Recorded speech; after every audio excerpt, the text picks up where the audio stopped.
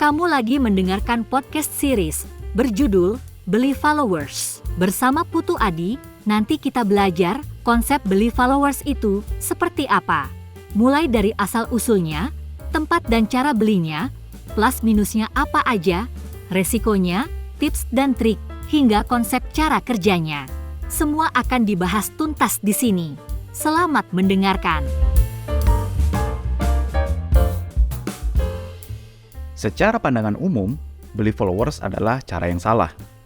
Sedangkan dapetin followers secara organik adalah cara yang benar. Kita semua tahu itulah ya. Tapi di sini tugas saya ngasih edukasi, jadi saya tidak pro dan kontra dengan dua pilihan ini. Karena tanpa ada podcast ini pun, praktek beli followers sudah lumrah dilakukan oleh masyarakat umum dari dulu sampai sekarang. Anehnya, walaupun pengguna layanan beli followers ini banyak, tapi kalau saya perhatikan, untuk saat ini, jarang banget ada konten kreator di YouTube maupun di sosial media yang benar-benar mau ngebahas secara mendalam dari sisi fenomena beli followers ini.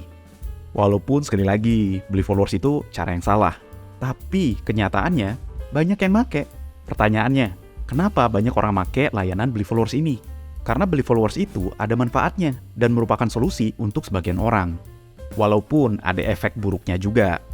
Nah, untuk satu hal yang bermanfaat, walaupun ada risikonya juga, maka harusnya ada yang ngasih edukasi, memberikan sebuah strategi agar kita bisa mengambil manfaat dari konsep beli followers ini dan mampu meminimalisir efek buruknya. Tapi nyatanya belum ada yang edukasi gitu. Kalau kita analogikan, ini mirip seperti rokok. Secara pandangan umum, rokok tidak baik untuk kesehatan, iya nggak? Tapi faktanya di lapangan, dari dulu sampai sekarang masih banyak yang merokok. Tugas para pakar kesehatan masih edukasi. Stop, berhenti merokok, ganti dengan gaya hidup sehat. Kan gitu ya? Nah, dalam konteks ini, tugas saya sebagai perokok berpengalaman, ceritanya gitu ya, ngasih edukasi. Ya udah, kalau kamu emang nggak bisa berhenti merokok, sini-sini saya kasih tahu, ini nih, cara meminimalisir efek buruk dari rokok. Karena saya paham, orang merokok bukan karena ingin kadang-kadang, tapi karena butuh. Banyak dari mereka yang pengen berhenti, tapi sulit sekali. Ya emang, cara yang benar itu ya berhenti merokok. Tapi kalau kamu tidak bisa berhenti merokok, minimal kamu tahu caranya meminimalisir efek buruk dari rokok. Misalnya, program detox, mengkonsumsi buah dan sayur tertentu, rutin berolahraga, membatasi jumlah rokok per hari, dan lain-lain. Nah, dari analogi rokok ini, kalau kita simpulkan, merokok itu salah. Nggak merokok adalah yang benar.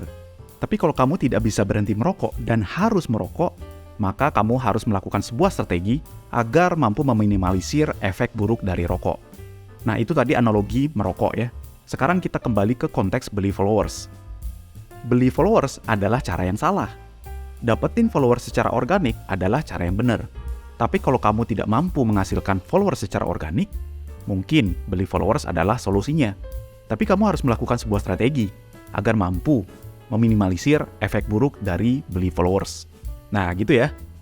Nah, podcast series ini bertujuan untuk ngasih wawasan. Beli followers itu seperti apa sih? Plus minusnya apa aja? Keuntungan kerugiannya, latar belakangnya, sampai konsep cara kerjanya. Kalau kamu nggak bisa menghasilkan followers secara organik, dan berencana mau beli followers, minimal kamu harus tahu cara meminimalisir resiko-resiko saat beli followers.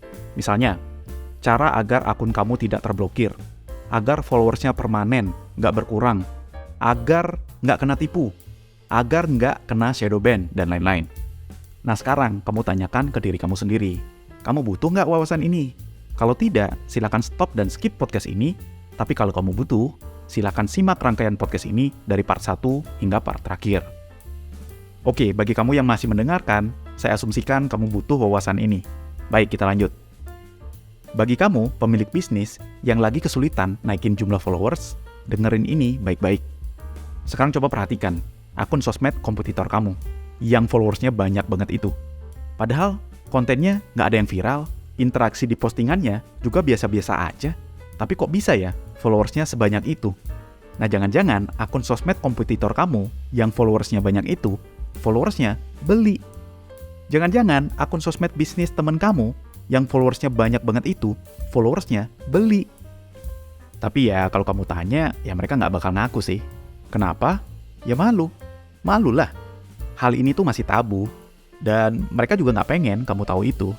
Tapi sebenarnya ya, beli followers ini tuh udah jadi rahasia umum di kalangan business owner, ya terutama yang melek digital marketing sih. Semua tahu, dan banyak dari mereka ya pakai jasa beli followers. Tapi kalau kamu baru tahu hari ini, good, kamu di podcast yang tepat. Di sini saya akan bongkar semua rahasianya sampai tuntas. Goal saya membuat podcast series beli followers ini agar kamu ngerti aturan mainnya. Sehingga saat kamu memutuskan untuk beli followers, kamu bisa melakukannya dengan baik dan benar, sehingga bermanfaat untuk bisnis kamu. Ada sudut pandang menarik ya, bahwa beli followers itu tidak curang. Hari ini sudah menjadi strategi dagang. Kalau kamu hari ini lagi ngembangin akun sosmed, tapi tidak ikut pakai cara ini, kemungkinan kamu akan ketinggalan dari kompetitor kamu. Karena dalam konteks pengembangan akun sosmed, salah satu matriks keberhasilannya dilihat dari jumlah followersnya. Sekali lagi, ini salah satunya ya, salah satu matriks yang dilihat.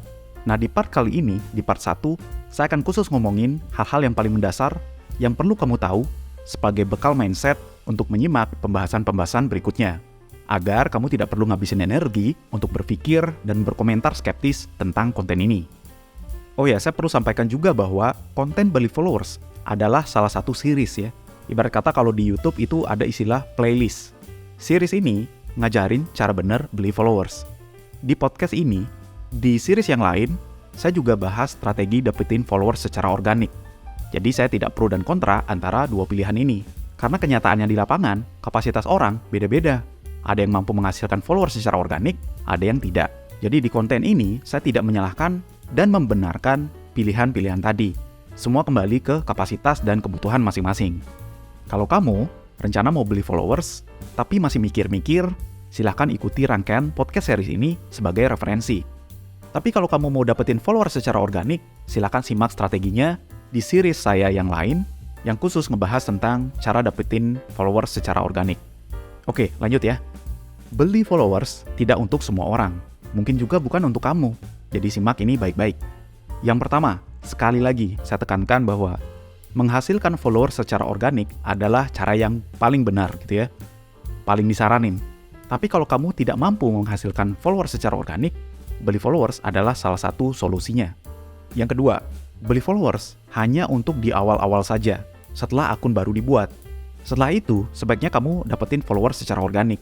Karena setelah kamu beli followers sebanyak 1.000 atau 3.000 misalnya, berikutnya, kamu akan cenderung lebih mudah mendapatkan followers yang baru, yang organik, dibandingkan akun yang followersnya dikit, misalkan 100 gitu ya. Akun dengan followers 100 itu nggak ada yang merhatiin. Bahkan algoritma pun nggak merhatiin. Akun yang menggunakan nama tertentu nggak akan muncul di pencarian kalau followersnya baru 100. Yang ketiga, semua yang saya jelaskan di konten ini atas dasar niat baik untuk membantu. Karena dulu saya juga mengalaminya. Sebagai web developer, saya juga sering melihat keresahan ini di klien-klien saya. Jadi konten ini saya buat didasari atas niat baik untuk membantu, untuk bermanfaat. Jadi jika ada salah-salah atau tidak sesuai dengan prinsip kamu, mohon saya dimaafkan karena pada dasarnya saya buat konten ini atas dasar niat baik untuk membantu, untuk bermanfaat.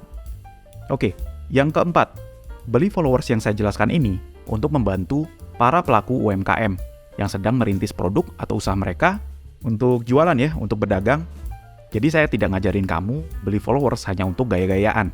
Apalagi untuk tujuan yang tidak baik misalnya, atau merugikan orang lain. Jangan ya. Yang kelima, walaupun untuk kebutuhan dagang, konten ini saya khususkan bagi kamu yang budget marketingnya minim. Atau bahkan nggak ada sama sekali. Tapi kalau kamu punya budget marketing di atas 1 juta per bulan misalnya, ya mending kamu pakai strategi lain, seperti iklan berbayar, endorse, memproduksi konten berkualitas, dan lain-lain. Yang keenam, bagi kamu, seorang seleb atau public figure atau brand besar, konten ini mungkin bukan untuk kamu. Karena kalian sebetulnya punya sumber daya untuk dapetin followers secara organik. Jadi gunakan sumber daya kamu ya. Gak usah lah beli-beli followers segala. Yang ketujuh, yang terakhir. Strategi ini hanya untuk kamu, mbak-mbak dan mas-mas biasa seperti saya, yang gak punya privilege atau gak punya sumber daya yang memadai ya. Yang semua serba biasa-biasa aja. Sehingga kesulitan mendapatkan followers secara organik. Tapi di satu sisi, kita dituntut muncul di sosial media. Karena kita punya produk atau layanan yang bagus dan layak untuk diperkenalkan ke banyak orang. Beli followers tidak untuk semua orang dan hanya dilakukan di awal-awal saja. Tidak seterusnya. Jadi ingat prinsip itu baik-baik. Saat beli followers, tidak boleh sembarangan juga. Salah beli followers, akun kamu bisa kena blokir. Salah beli followers, kamu juga bisa kena tipu. Jadi kalau kamu pengen beli followers, pastikan simak seluruh rangkaian podcast series ini. Oke, sampai ketemu di Beli Followers Part 2. Kita akan mulai masuk ke pembahasan beli followers itu seperti apa sebenarnya, belinya di mana, dan bagaimana cara belinya. Saya Putu Adi undur diri, semoga bermanfaat. Jangan lupa di follow atau subscribe podcast ini. Dadah!